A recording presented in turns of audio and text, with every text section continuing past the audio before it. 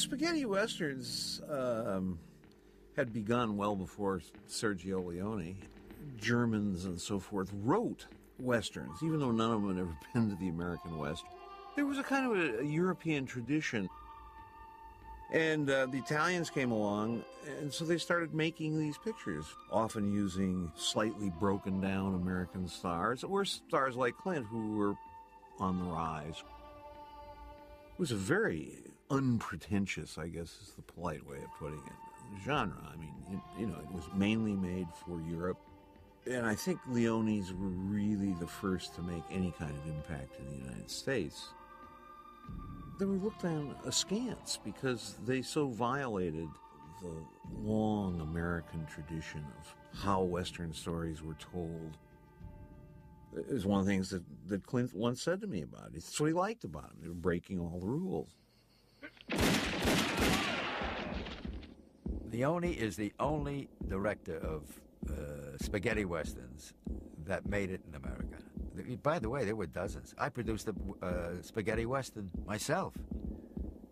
There were dozens of them, but almost all of them never played in America.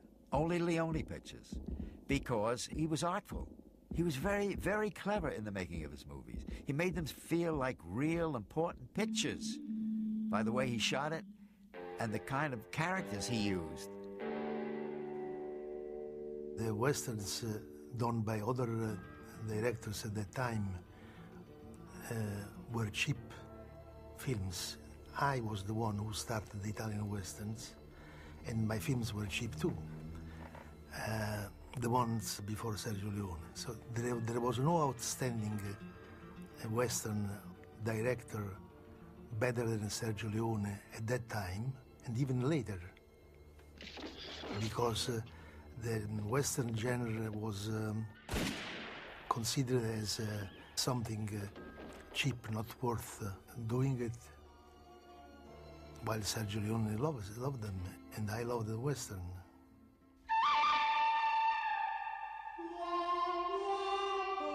We were doing very small budget films. This wasn't the high budget Italian film.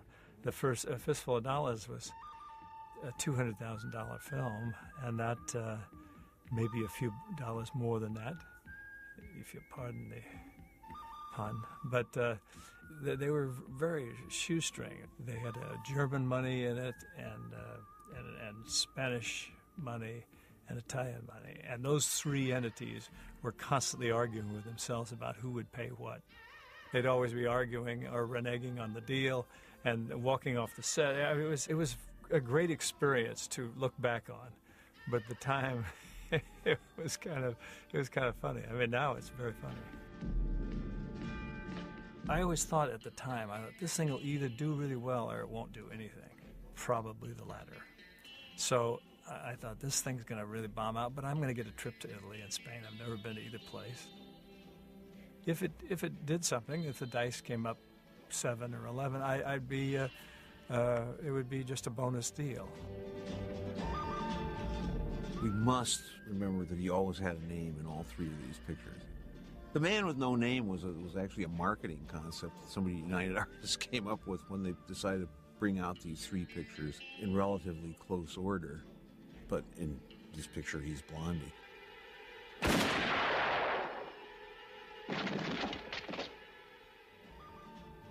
Clint brought a lot of costume with him. Black jeans, which he found, just in a Levi's store somewhere. His gun belt was his rawhide gun belt. The cigars were bought near to Hollywood, across from the farmer's market, in point of fact.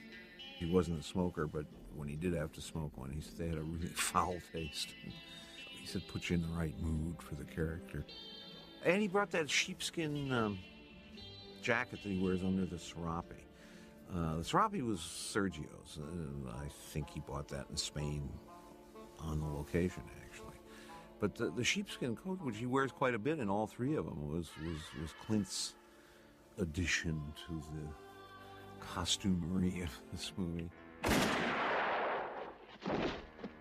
It was kind of all pieced together, and you never had duplicates and triplicates of anything. In case something got lost, in case something got damaged, we had nothing. I had one hat.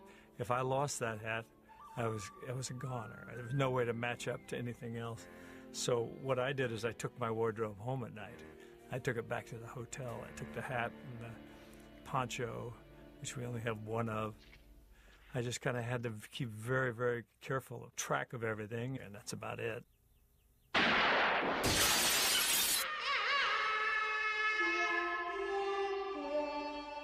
I was in California making another movie, and the agent said there's a Italian director who wants to make a Western, and he wants you to be in it. I said, well, how do Italians make Westerns? Oh, he said, yeah, spaghetti Western. I said, spaghetti Westerns sound like Hawaiian pizza. I never heard of it. Oh, he says, he'll make a good Western. He's made 2 others, A Fistful of Dollars and A Few Dollars More. So I met Leone, who was a big bear of a man. And he said, I want you to come to Italy to make the movie. He said, see a piece of my movie. And I saw the credits of one of his movies where his name appears and then a gun appears and shoots his name down. I thought, that's very interesting. It shows he has an ego, but he's willing to be shot down. So I said, yes, where do you want me? He said, I want you in Rome a month from now, and we're going to start making the movie. I arrived in Italy, and next thing I know, I'm on a horse being turned in by Clint Eastwood to get a reward for my capture because of a vicious bandit. And I had lines to learn, and I put on this costume, and there I was in the movie. And I was playing this character, Tuco. Let me go! You play with a man who's tied up! Come back! Come back and fight! You bastard! Eli is well, he's a very, very fine actor. I was always a great admirer of his prior to doing this film with him. And, I mean, even afterwards, make it sound like afterwards. But he was just a great performer and very, very versatile actor.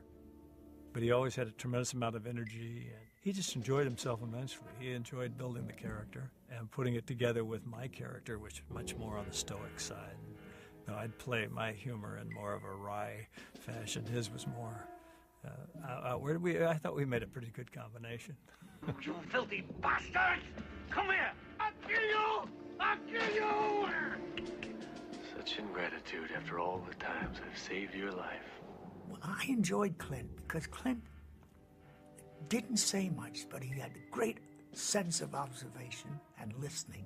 And that's a great strength in movies. He doesn't seem to do much, but when you look up on the screen, there it is. And it's wonderful.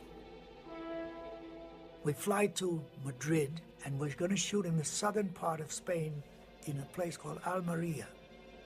Lawrence of Arabia, they shot there. And there in southern Spain, you had the water, then you had desert, then you had mountains. So it could be very Western.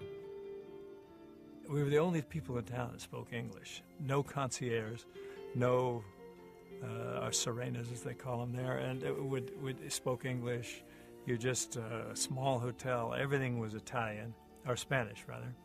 And people who spoke a little Spanish got by, and if you didn't, if you ordered a milkshake, you got a potato salad. So you had to learn really quick.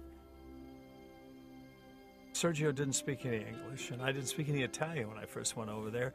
He knew goodbye, and I knew arrivederci, and that's about it. Clint, I don't know how he communicated, but I communicated with broken French. With Leone, he spoke pretty good French, and that's the way we communicated. But after a month of shooting this movie, 6 days a week, 12 to 14 hours a day, we learned to communicate. You remember the gun shop where I put the gun together? I said, Sergio, I don't know anything about guns. He said, just have fun. And what I admired about him is he let me go through the whole thing of taking a gun apart, putting it together. And I put things in like this, you know, and I shook the thing. I did all kinds of crazy things that I had no idea were authentic. Cut, he says, good, I like that, finish.